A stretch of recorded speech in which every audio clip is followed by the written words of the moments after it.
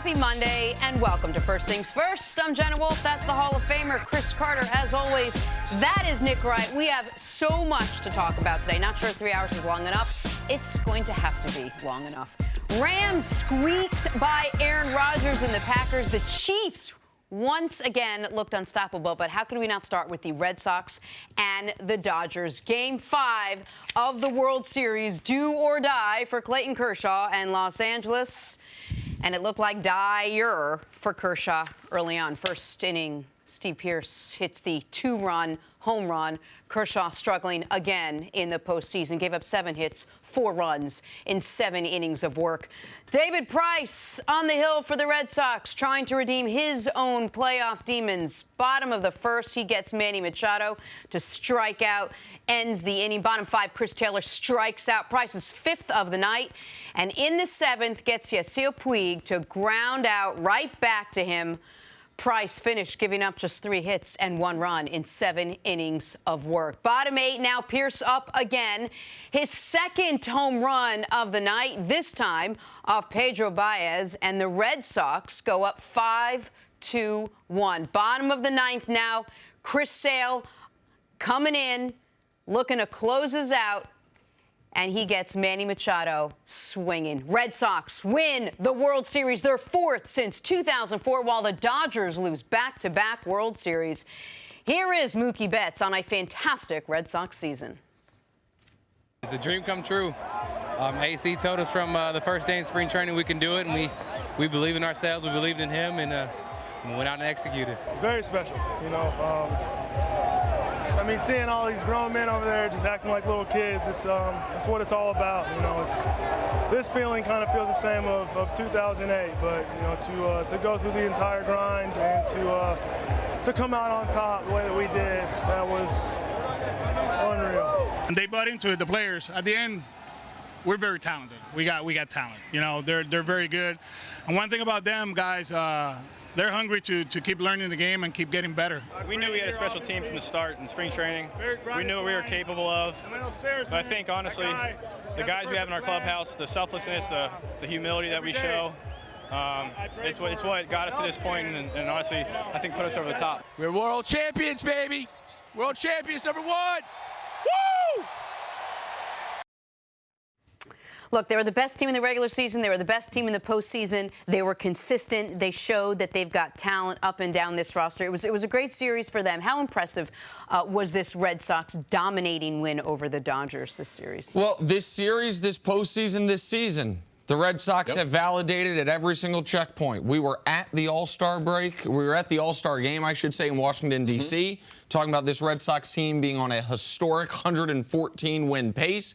They fell short of that, only winning 108 games, which still puts them in amazing all-time company. And then what they did in the postseason. First round, beating a 100-win Yankee team.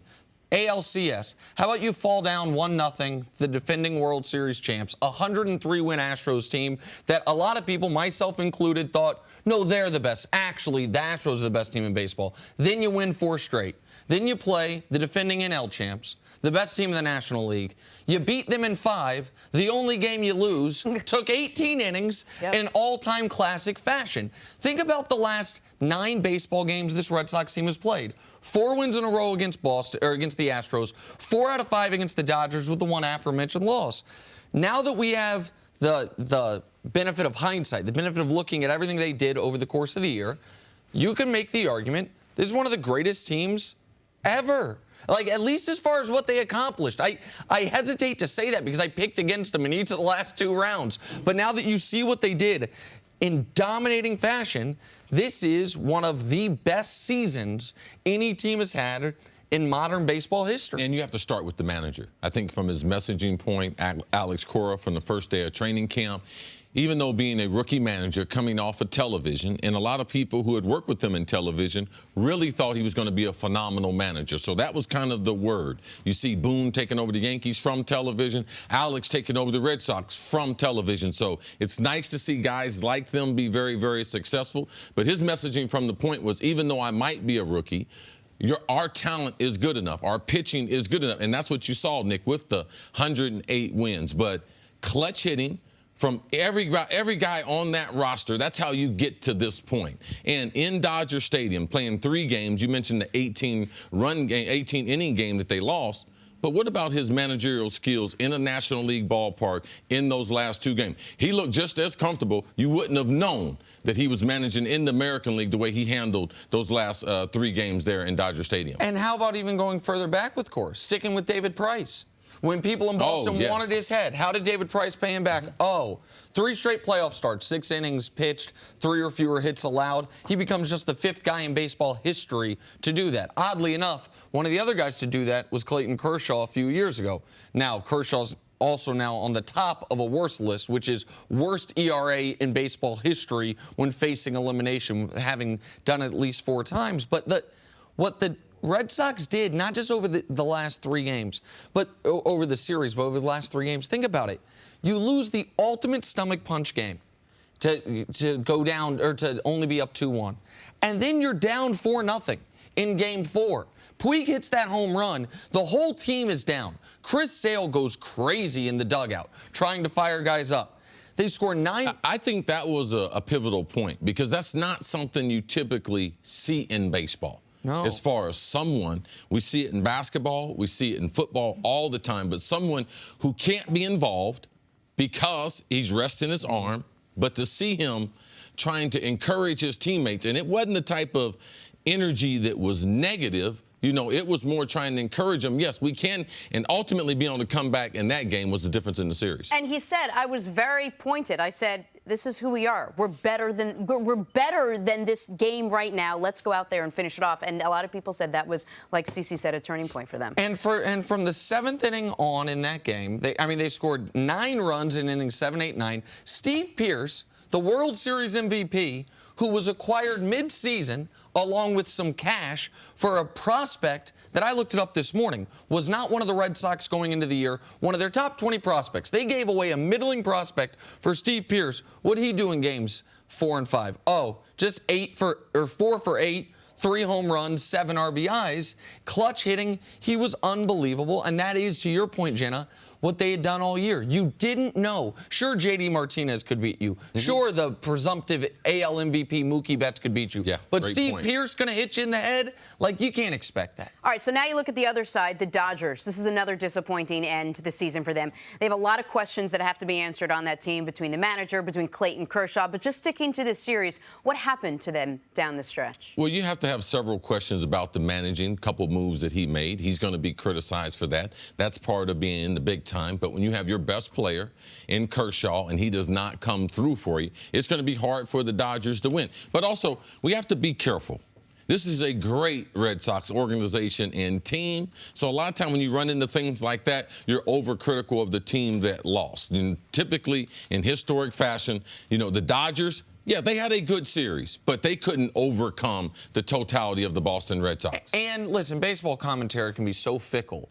If the Dodgers hold on to that lead in Game 4, if Madsen again, if Ryan Madsen, just never play him again. What was his ERA? When he came in, his ERA is actually not terrible because he just gives up other guys' runs. But regardless, if the Dodgers hold on to that lead, then people may be criticizing Cora for going all in Game 3, for doing what he did in Game 3, for exhausting guys you didn't necessarily have to, using Nathan Eovaldi in the way he did. Nathan Eovaldi was going to be the Game 3 starter, then was going to be the Game 4 starter. Then never start Nathan Eovaldi, just show up in almost every game. And Kershaw is the story on the Dodgers end.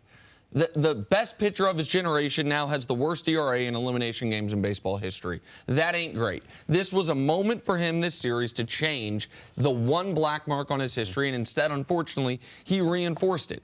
But the real history of this series is the following.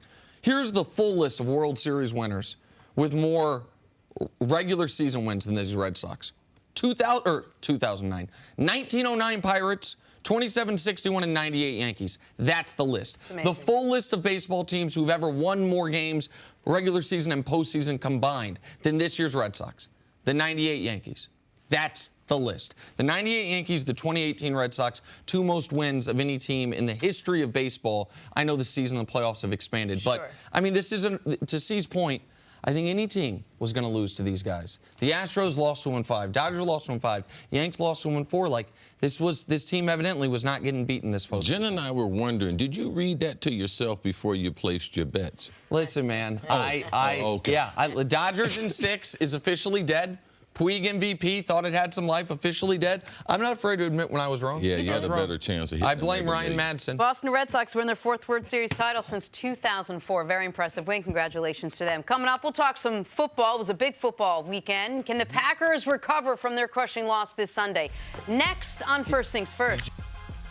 Hey guys, we'll get right back to the show, but first I'm here to tell you about 4 Hims. Most guys don't do nearly enough for their skin despite all it does for them. Soap and water are just not enough to prevent aging, but 4 Hims is here to help. Hims Anti-Aging Kit is a custom prescription cream tailored to your skin that can keep your skin looking youthfully smooth by reducing the appearance of wrinkles and fine lines. It can renew and restore skin by increasing collagen, the protein that keeps your skin firm. It takes seconds to apply, and it's the same treatment celebrities use to keep their faces looking young, except you don't have to visit some fancy dermatologist or pay high prices to get it. No more awkward in-person doctor's office visits, and the products are shipped directly to your door. It's your skin.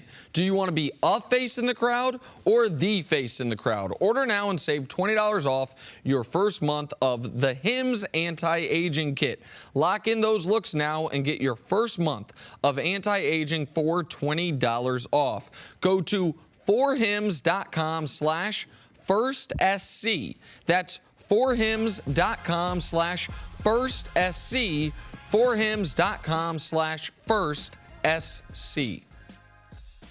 Welcome back. We'll get to the Packers and the Rams in a second, but first, a couple of big highlights you may have missed. College football, USC, Arizona State, N'Keal Harry make an insane one-handed grab. Full extension to get this one. Oh, I did miss that. I hadn't seen that till this very second. That is a spectacular catch, see? Yeah. USC stays on the highlight tape, not from a good reason. Not very good by the Trojans. You might be seeing this guy coming to a stadium near you on Sundays, one of the top-rated wide receivers we have coming out in the 2019 draft. Look at you. Why on your draft? Yeah, they just gave it to me in my ear. Clemson, Florida State, 300-pound Christian Wilkin in at tailback powers his way into the end zone with 340-pound Dexter Lawrence blocking. Jenna, remember, where's the beef? Yeah, I do. It's right there in the backfield. Ah, there it is. I like that. I need more fat people touchdowns in my life. I like that. Now, Clemson could have scored a touchdown with just about anyone they wanted to in this football game. This was an annihilation. Wilkins is always on the sideline telling Dabo to hand him the ball on the sideline. You can see him always in Dabo. Give me the ball. Give me the. They finally let him touch it. All right, Vikings wideout Adam Thielen using the defender's helmet for a 14-yard gain. Watch it. Oh. Great catch here. It seems like week after week, one guy's trying to top another guy's catches. Kirk Cousins throws it right at the back of his head, the way the coaches tell you to do it, and Thielen goes up and plucks it. Tremendous catch. Guy's having a tremendous season. Also had his 800-yard game last night. Still not his best game of the season after that fumble he lost. Critical fumble lost by him shortly after this play. Yes. That flipped the game. We'll talk more about that later. But this guy's evolution as a player is really I got to stop talking. Oh, my God. Finally, Kareem Hunt breaking through the middle, hurdles the D, powers into the end zone. I mean, this whole play. All right, so Chris was watching football at my house yesterday, and he had the Chiefs game somehow like a few seconds ahead of me on his iPad. I'm watching on the screen. Because I paid my cable bill. Oh, okay, yeah, that's it. And he stood up and started shouting before he even scored. They run a little fake option pitch, and then not only the hurdle, he lands on his back leg. It was incredible. It was one of them phenomenal athletic feats. Watch him run through those 2 tackles right there. Jump off one leg, land on that leg, and then still power through. Chiefs won the game. We'll have highlights from this game coming up. But let's move on to some Packers and the undefeated L.A. Rams. Billed as a blowout by the odds makers. This was anything but. Let's jump ahead to the 4th. Aaron Rodgers finds Marquez Valdez-Scantling for the touchdown. That puts Green Bay up 1. Later in the 4th, Todd Gurley runs it 23 yards down to the 13-yard line. That sets up A Greg Zuerlein field goal, and that would put the Rams up by 2. Little more than 2 minutes left for Aaron Rodgers to attempt the comeback because that's just what he does. But Ty Montgomery would never let that happen. Fumbles the ensuing kickoff. Rams recover to run out the clock. Aaron Rodgers cannot believe it. Finished the day with 286 yards and a touchdown. Rams win 29-27. They improve to 8-0. Here is Aaron Rodgers after the loss.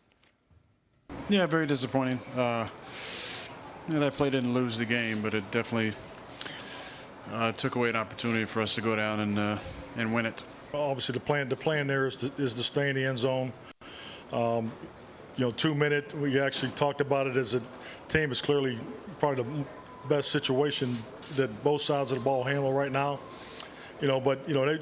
That's what those games come to. There's their decisions. And then Ty's in that decision situation, and I'm sure Ty was trying to make a play. So. I don't know exactly how deep he was, if it was close, but I think we all realize that with the management of the clock and where we wanted to be there, we wanted to be north of 2 minutes with the one timeout. We want to put the ball in Aaron's hands, but you also you trust your players. Tough decisions, close decisions, and like I said, I think Ty was just trying to make a play.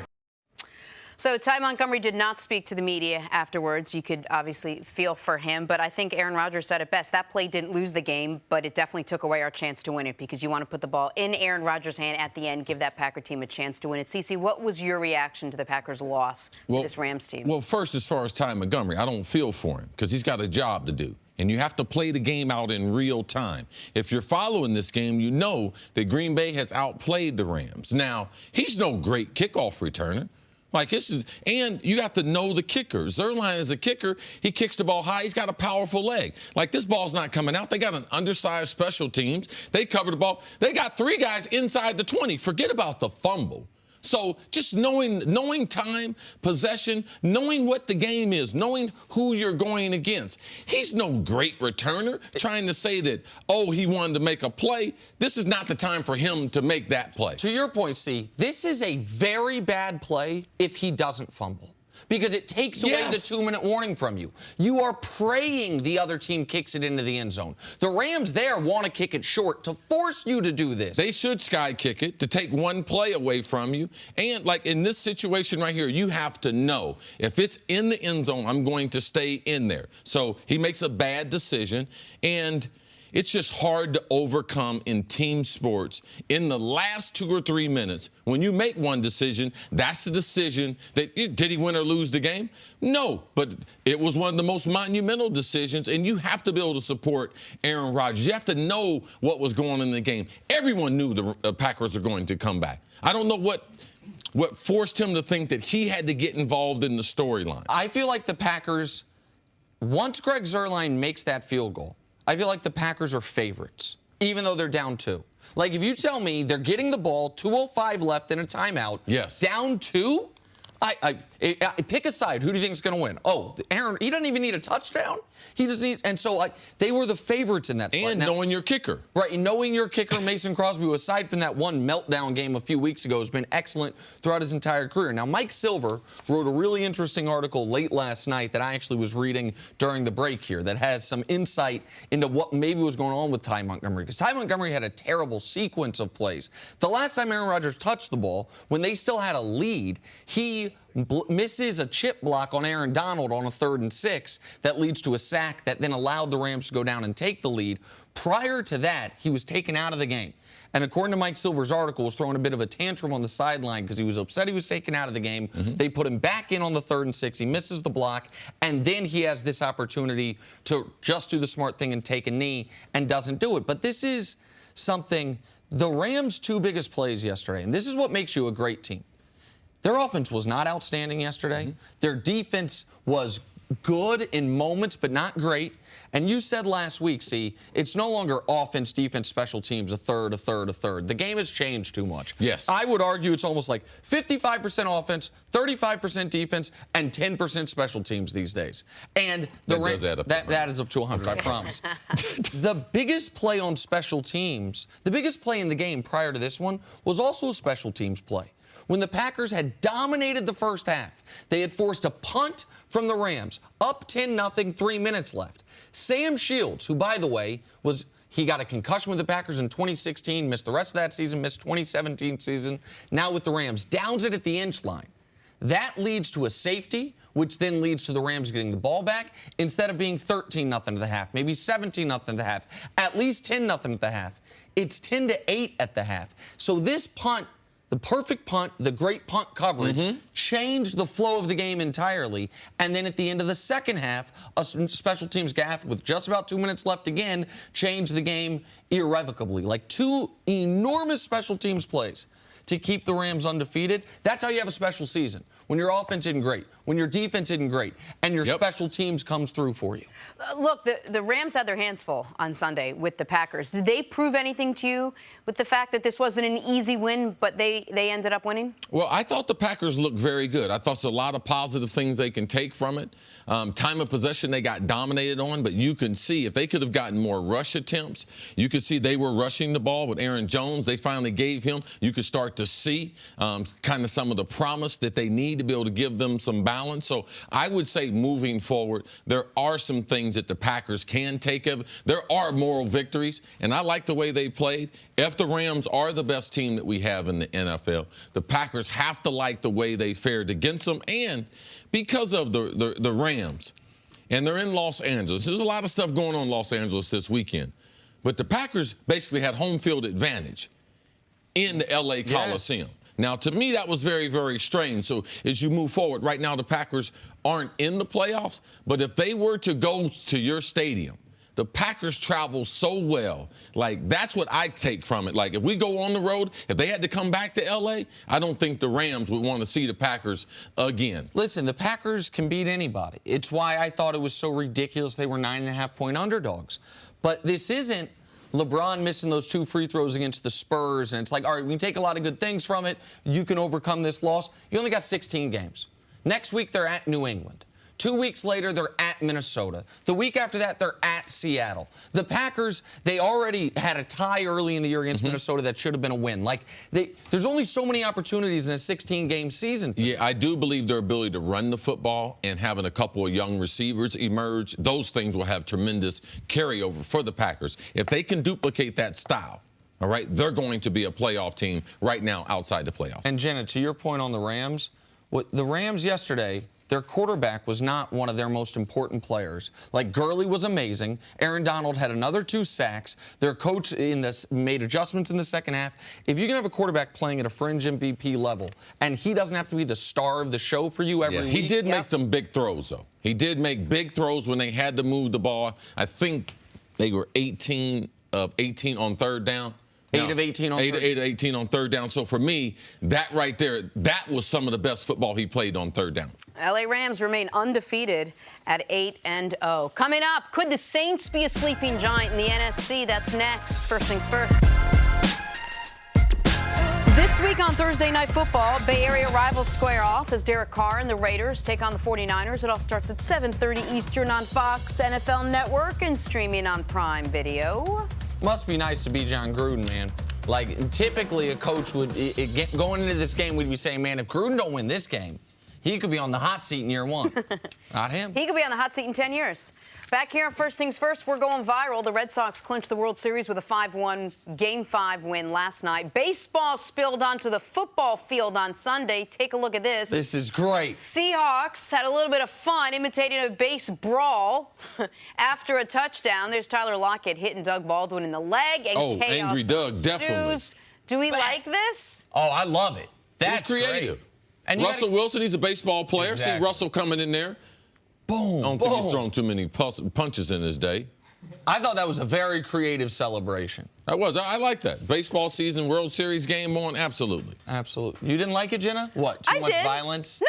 Oh, okay. No. Oh, okay. All right, good. I liked it. I'm comparing it with some of the greats, like the bowling ball stuff. Oh, just sitting around and doing the Duck, Duck, Goose. Those are some of the great ones. Some of the great ones. Jenna's got a Mount Rushmore celebrations. Mount Rushmore season, everybody. Stories to start your morning brought to you by Gillette Clear Gel. The Red Sox beat the Dodgers 5-1 Game 5 to win the World Series, their 4th title title since 2004. Team owner John Henry said this is the greatest Red Sox team in history. Nick, what impressed you most about this Sox team? Just their amazing consistency from day one of the season to about day 190 of the season, which was yesterday. Like, the All-Star break, they're in first place on pace for 114 wins. They finished with 108 wins.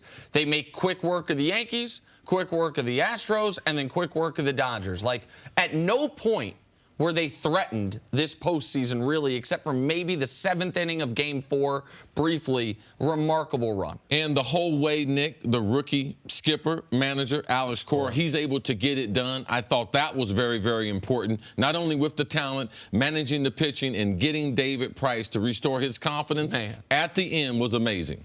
Congrats to the Red Sox. All right, moving on to the Steelers now.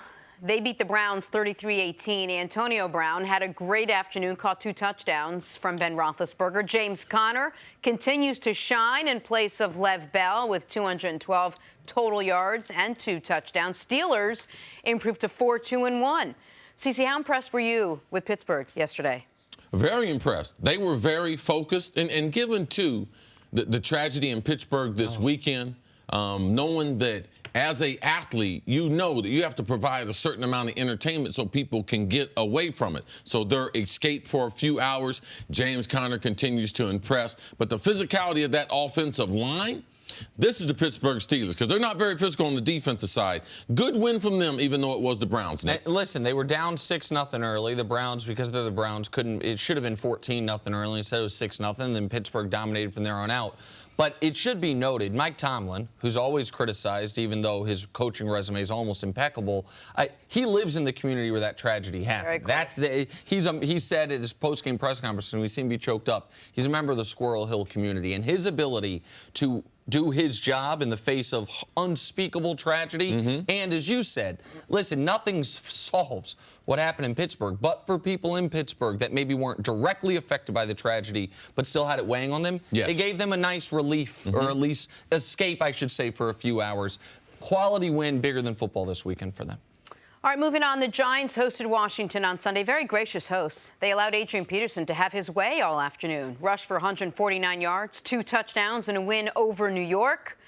What up, Cece? How impressed are you with AD? I'm very impressed. Wait till you guys see the highlight come back around. You're going to see a coach on Washington sideline. Now, he's not as fast as AD, but he's running after him down the sideline. Right here, coming? I'm so impressed. There he is right there. Did you see him? He's getting it. I'm impressed because this is not a guy that we thought had this left in him. We thought that he might have a couple good games, but his overall toughness it's really changed this team, and I got a lot of respect, man. This guy is playing football for the minimum, and, man, he is playing like he's playing for $20 million. So a lot of respect to Adrian Peterson and what he's doing at this advanced age as a running back. Very, very rare you're going to see something like that. 5 of 7 games this year, he's had at least 96 yards rushing. If he continues this up in the second half of the season, this is one of those bullet points when he makes the haul. Like the 2,000-yard season after the blown ACL. Yes. That having an all-pro, Pro Bowl caliber season. It wasn't just CNI that thought he was done after last year. The Saints thought he was done. The Cardinals thought he was done. Yeah. He's been great. That run right there, that is the longest run by someone his age since Jim Thorpe. Wow. Jim Thorpe, we had to pull that out of the record books. I don't know, but a long time ago, Jim Thorpe. Yeah, 60-yard run, 60-plus yard touchdown run. Finally, Cam Newton looked great against the Ravens yesterday. Threw for 2 touchdowns, ran for 1 as the Panthers beat Baltimore 36-21. Carolina now 5-2. Nick, what did we learn about Cam Newton and the Panthers on Sunday? Man, that they're a really legitimate contender, a really good football team, one of the best coach teams in the league. My nerdy football analytics side loves what Ron Rivera pulled off right before the half to basically steal 3 points. And Cam, he's not playing the level he played at in 2015, but I don't know that he'll play at that level again, but it's damn close. And the other thing is, man, it's funny how seasons can change. They're down 17-0, coming off a loss in the 4th quarter against the Eagles. And then from that 4th quarter to the end of the first half of this game against a very good opponent, the #1 defense in football, they outscore the Eagles and Ravens 41-7 in 3 quarters. and turn their season around. So at 5-2, you have to consider them a contender. They haven't played the Saints yet. They won't until 2 of the last 3 games of the year. And Cam is the engine that's been pushing this offense from the word go. Yeah, we're not going to see a lot of positive press coming out of Carolina because the Rams being undefeated, Drew Brees, what he's doing, breaking all these records, and them only having 1 win and the 6-game one loss in the 6-game winning streak. But Carolina is playing good football. And their ability to be physical, like you talked about Ron Rivera, he doesn't get enough credit. We call him Riverboat Ron, like he gambles, but he is a solid, rock-solid coaching of football, offense and defense. 33 rush attempts by Carolina. When they have that, Cam rushing the ball mixed in with that running attack, they are hard to beat. Go ahead, Jenna. Well, I was going to say, last year we talked so much about the problems with this team was that the team would go as Cam goes. And he was so inconsistent that every week in and week out, it was a different Panthers team. True. How do you beat inconsistency? How do you outcoach that? Well, listen, the problem, the Panthers had so much problems last year, they went 11-5. And we're in a shootout playoff game that they barely lost. Like the Panthers last year were a good football team. Now, Cam was up and down all year. This year, he hasn't been up and down. This year, the worst game he'd played was that Eagles game until the fourth quarter, where he had a remarkable fourth quarter. But one of the ways I think you can overcome if you're worried about your quarterback being inconsistent is the running game.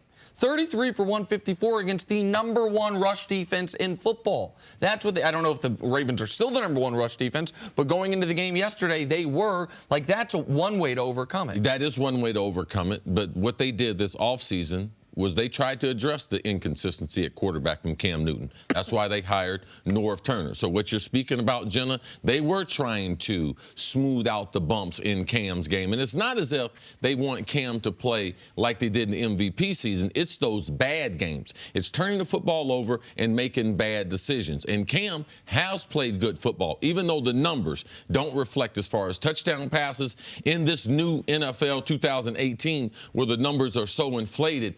Cam has kind of gone under the radar, but he has been more consistent because he hadn't had those dips. Brilliant fourth quarter against Philadelphia, followed that up with a very good win against the Ravens. And the Ravens on the other side, by the way, their season, the exact opposite story of the Panthers. It all started with the fourth quarter last week.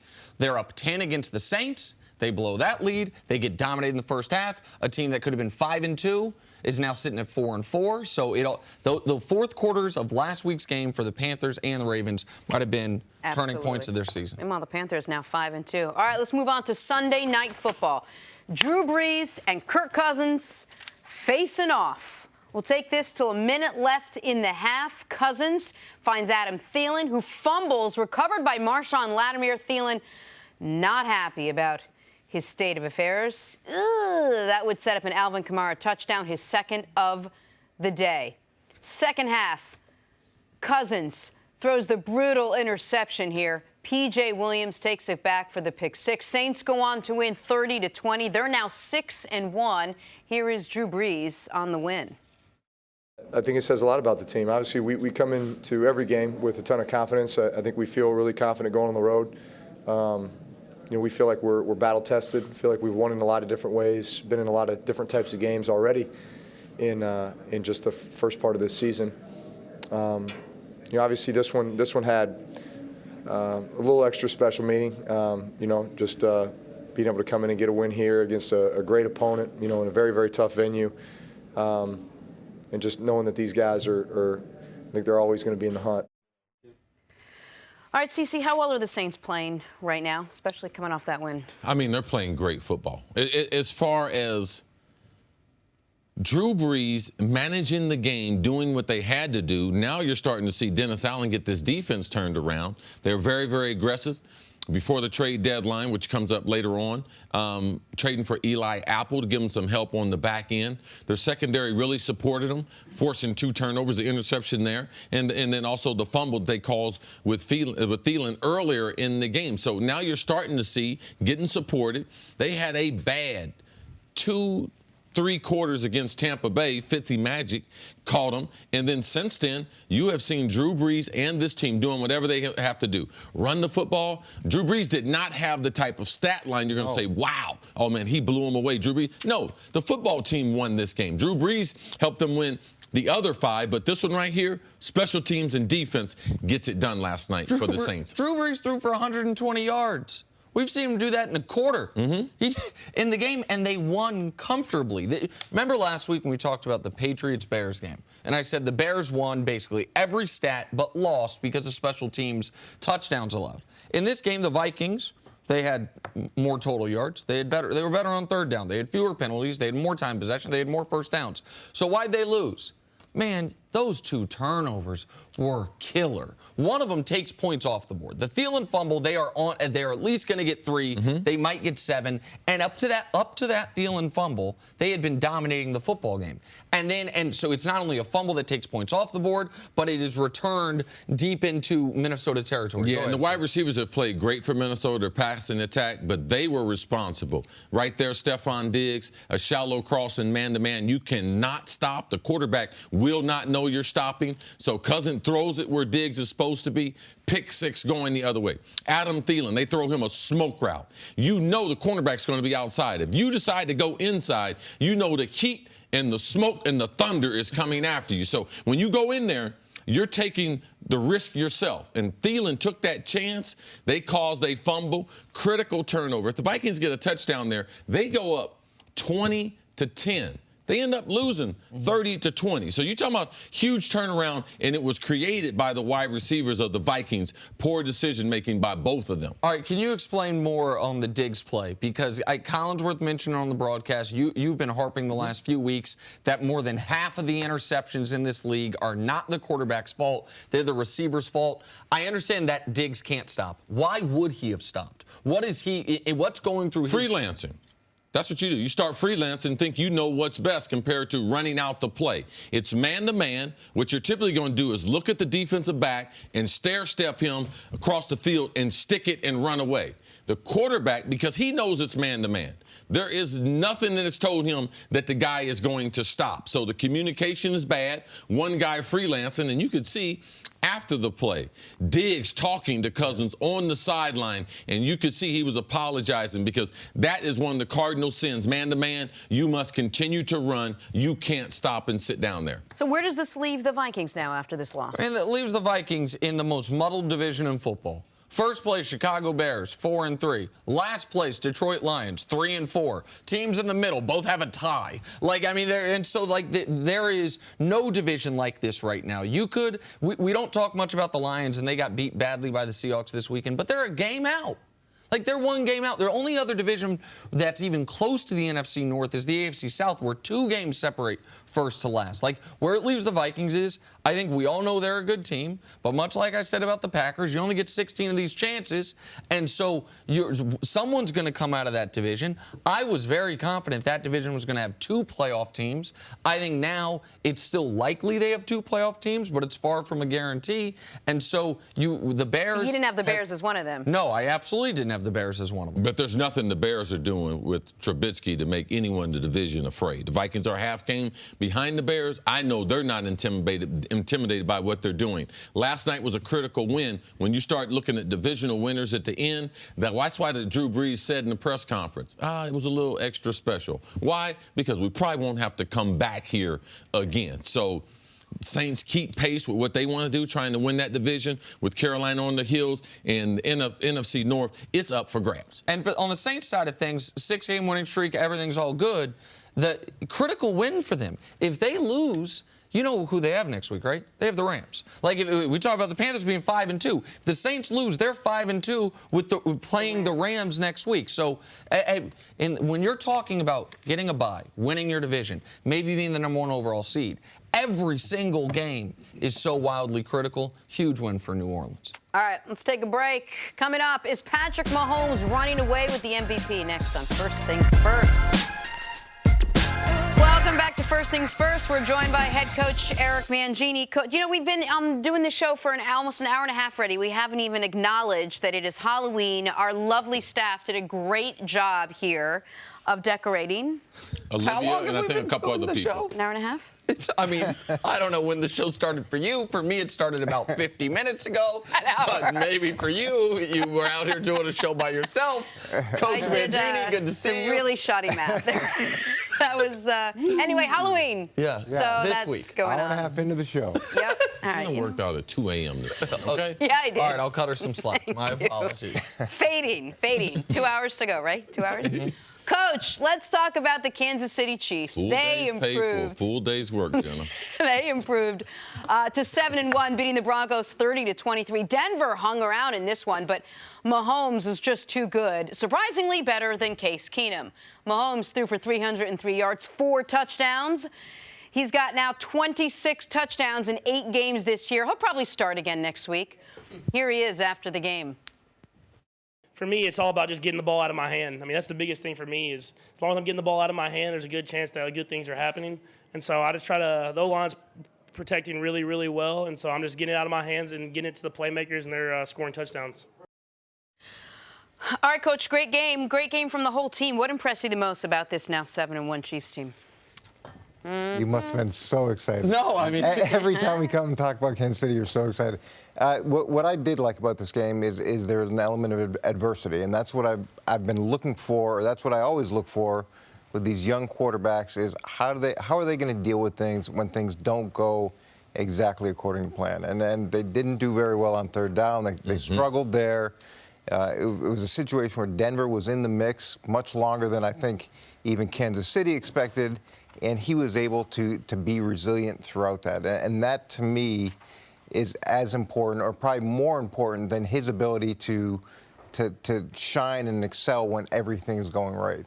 Thought he made a great point about getting the ball out and getting into the hands of playmakers. A lot of that is what happens. He hits a 5-yard slant that ends up going, 40, 50 yards. He's got Travis Kelce. He's got a lot of things that other guys may not have. But my biggest takeaway, that was in the face of adversity, he was able to continue to excel the way that he has been. Yeah, it's great to see him spread the ball around. Like, you don't know who to take away. Tyreek Hill is emerging. Man, is one of the most lethal threats. And I like his intermediate game. That's where I see his game growing. As far as a receiver, a threat, getting it in short, getting the ball quick. And you know that he has amazing quickness. But as a route runner, I've seen him improve. And Patty Mahomes' ability to be on target, that's the way you see that improvement. Sammy Watkins, man, if he's going to have a 100-yard game, or if he's going to have a big game, man, how are you going to be able to stop them? So for me, seeing other players play a major role. I don't like the fact that they didn't have 20 rush attempts. Now, I do understand you're going to win some games, but if they're going to be consistent, they have to be able to rush the ball. But Sammy Watkins being able to emerge. So you can't take away Kelce, can't take away Hunt, can't take away Hill. Like, you can't take away all these guys. So seeing them win in different form and fashion, I think that helps me out, knowing that they have the ability to be able to do it. Well, they can spread the ball around to anybody they want, right? Like, that is the benefit that Pat Mahomes has that almost over any quarterback in the league, as far as, okay, so they've had 7 games this year that they've won. There's been a game that Travis Kelce was their best offensive player, aside from the quarterback. A game where it's been Kareem Hunt. A couple games where it's been Tyreek Hill. Yesterday was Sammy Watkins. Like, when you are game planning for the Chiefs, there's not one guy that you say, if we take him away, it cripples what they are able to do. Sammy Watkins was the guy, their big free agent acquisition, who was yet to have one of those games where he was, he would have gotten the game ball from the coach, so to speak. And that was yesterday. They fell down 7-0 to Denver. And then over the next 30 minutes of football, they blitzed them 30-7. Like, and they won the game in those 30 minutes, from midway through the first to midway through the third. Like, that's how they did it. And from there, they kind of let the foot off the gas a bit. Denver ended up covering first time all year. The Chiefs didn't cover the Vegas spread. Like, but I don't know how you game plan for the Chiefs offense. I know how you game plan for the Chiefs defense. Run it right at them. They have a horrible rush defense, allowing 5.5 yards per attempt. That's how you game plan for the offense.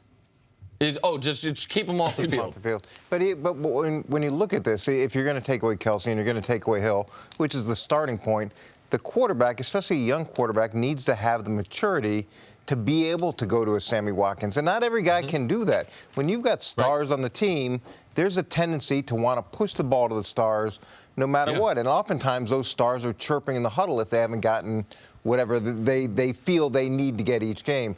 So I like that fact. He threw the pick, what was it, late in the third quarter, early in the fourth quarter, and we kill Kansas City's defense pretty consistently, but they did a good job, I thought. They turned the ball over then twice late in the game.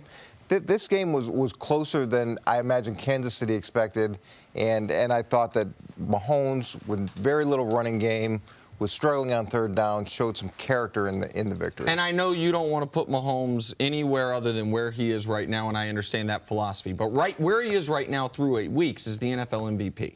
Would you agree with that? Through 8 weeks? God, I hate doing the through 8 weeks, through 3 weeks, through 4 weeks. Let's see where he is at the end of the season. Every single week we come in here and somebody's stock is up, somebody's stock is down. What was good about this past week is he fought through adversity, didn't have a very good running game. He made a mistake late in the game that they were able to recover from. You know, there's a lot of positives in that. Yeah, there's a lot of positives, but at the midway point, someone's going to be playing well. We do it 2014, 15, 16, 17. So it's either going to be him, Patrick Mahomes, or you're looking at Todd Gurley. They're undefeated. He's the best player on that team. So him and Patty Mahomes have been the most impressive at the halfway point in the season. Patty Mahomes, man, what he's doing from a touchdown, interception, and being able to distribute the ball to what I think the most dangerous offensive weapons in the NFL, that's been, I would think, right now, that would probably tip me over Gurley as the MVP. During our first Super Bowl season in New England, we were 5-5, and Bill showed a horse race, and he stopped it midway through. And he said, who's ahead? And, you know, like 6 guys raised their hand, horse number, whatever. And he's like, it doesn't matter. It doesn't matter. All that matters is where they are at the end. And it's the same thing with any evaluation like that. Of course, but unlike the NFL season, unlike a horse race, there's like home field to be gained. There's a bye to be gained. And being this far ahead at the midway point does help you achieve those ultimate goals at the end, even though the Chiefs have lost a ton of home playoff games with home field. Yeah, and I could see why Coach would be saying that, especially in a race as far as the horses don't have names. But lo and behold, one of those horses might be Secretariat, and that might be Patty Mahomes. That's one thing the coach didn't say. So, yes, we're jockeying for a position, but potentially this kid right here could be a special. Like, we don't have names on him yet, but if there was a special horse running, like if Coach would have told him that, I think more guys would have picked him, just like Patty Mahomes been anointed by Nick Wright. The team the Chiefs played yesterday, the Denver Broncos, Pat Mahomes now played 3 times in his career, because he played the one game he played last year was against the Broncos. In his 3rd game against them, a team that had played well against him in Denver the first time, he had 4 touchdowns, 1 pick, a 125 rating. Through 8 games of the season, he has 26 touchdowns. The only guys to ever do that or have more than that are Peyton Manning and Tom Brady. They both won MVP when they did that. That's what Pat Mahomes is on track to do this season.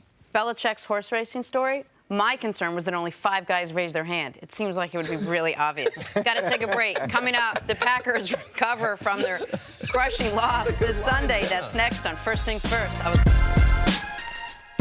Back here, First Things First, we are going viral. Mitch Trubisky got the Bears their 4th win of the year, beating the now 3-5 Jets. But the big highlight came before the game when Trubisky showed up as Mike Ditka.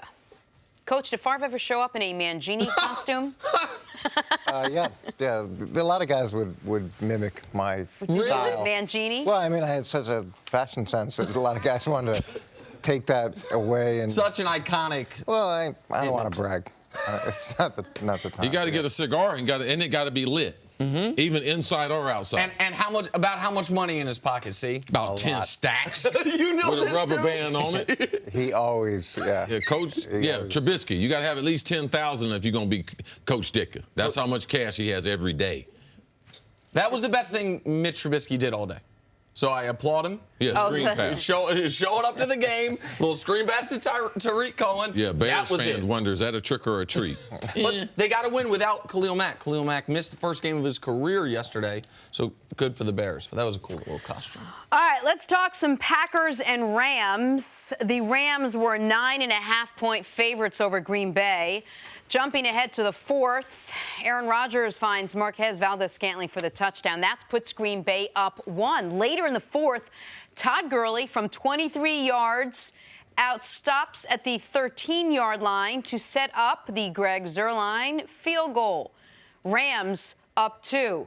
Little more than 2 minutes left for Aaron Rodgers to attempt the comeback. That is plenty of time, but Ty Montgomery fumbles the ensuing kickoff, and Aaron Rodgers would not get another chance. Very disappointed. Rams go on to win 29-27. They improve to 8-0. Here is Aaron Rodgers after the loss. Yeah, very disappointing. That play didn't lose the game, but it definitely took away an opportunity for us to go down and win it. Obviously, the plan there is to stay in the end zone. 2 minute. We actually talked about it as a team. It's clearly probably the best situation that both sides of the ball handle right now. That's what those games come to. There's their decisions. And then Ty's in that decision situation, and I'm sure Ty was trying to make a play. So. I don't know exactly how deep he was, if it was close, but I think we all realized that with the management of the clock and where we wanted to be there, we wanted to be north of 2 minutes with the one timeout. We want to put the ball in Aaron's hands, but you also you trust your players. Tough decisions, close decisions, and like I said, I think Ty was just trying to make a play. Perhaps Ty Montgomery should not have been trying to make a play. What did you think of what was your reaction to the Packers' loss yesterday? Well, I didn't think going into this game that it was going to come down to special teams, and really it was. The Rams had the fake punt, which they executed really well, and then they pinned Green Bay down. They were able to get the safety after that and then score, and that really changed the game dramatically the first half, and then it comes down to the end, where if Aaron Rodgers has the ball with 2:05 left, you love his chances. I like the fact that Green Bay defensively was able to get pressure, be disruptive, show some things that they really haven't shown on a consistent basis throughout this part of the season. And look, with Green Bay, they can play with anybody. And as long as Aaron Rodgers is healthy and he's getting healthier, they're going to be in the mix. This was disappointing, but it just shows that they're going to be in the mix throughout the course of the season. To your point on Green Bay's defense, that rookie, Jair Alexander, played a tremendous football game, the best football game of his young NFL career. And I think they would have won it. I mean, I can't prove it, but if you would have asked me in that moment, once Zuerlein kicks that field goal, I'm like, okay, so Rodgers doesn't even need a touchdown. He just needs a field goal in perfect conditions, 2:05 and the 2-minute warning. Coach, that's him returning that kick, even if he doesn't fumble, is a bad play because of the clock, right? You want to make sure you have the 2-minute warning at your disposal. You're hoping the other team kicks it into the end zone so you have the opportunity to take the knee. That's something the special teams coach or the head coach has to be telling him, and almost assuredly did tell him before the kick. The coach told him. McCarthy said we talked about it as a team. I didn't know if he meant generically, situationally, or right there we talked before. about as a special team. Before you, there's a timeout right there. Yep. Everyone gathers up, and we're all on the same page. The only way that he's going to bring that ball out is if Zuerlein hits it low. And he hits a line drive. That's the only time, especially you have the 2-minute warning there. You want to be able to save that. It's like an extra timeout. So he did go over it. Ty Montgomery blew this. And it wasn't only that play. Typically, when you make a mistake, coaches say don't have that mistake lead you to make other mistakes. But Ty Montgomery made a couple other mistakes that led up to him making that mistake. Blitz protection. He tried to chip a guy, missed him, which led to a sack. And then ultimately, you could see this in the end where he was trying to make a play, trying too hard. There were, I think, 6 kickoff opportunities before this. There were 3 touchbacks. So it wasn't like he was like, oh, I don't know what he's going to do. Half the time, they were touchbacks. He should have stayed in the end zone on this one because you have to play the game in real time. You got to give your superstar that extra timeout and get the ball at the 25-yard line. And one of the most disappointing things is if they did go through it and they talked about it on the sideline and they reinforced, look, if this is in the end zone, take a knee, we keep the stop at the 2-minute warning, and then he decides to come out. Cris talks about this a lot. When guys are trying to make a play, typically they do, but it's not for you, it's for the other team. Yes. When you start operating outside of the framework of the game plan, and we saw it with Richard Sherman a couple weeks ago where, he decides, I'm going to go inside, I'm going to cover this guy, and he gets the defensive holding on third and 400 yards. Yep. So, and that happens more often than not. If you stay within the framework of the plan, typically good things happen. You start jumping out of that, and usually it helps. In that situation, the coach tells you put your heels on the goal line. And if the ball forces you to go backwards, it's an easy decision. If I go back I'm going to stay, unless it's a line drive. If it's in front of me, I'm catching everything in front of me and returning it. So it's pretty simple. Put your heels on the goal line. If the ball forces you to go backwards, you know I'm going to stay in there.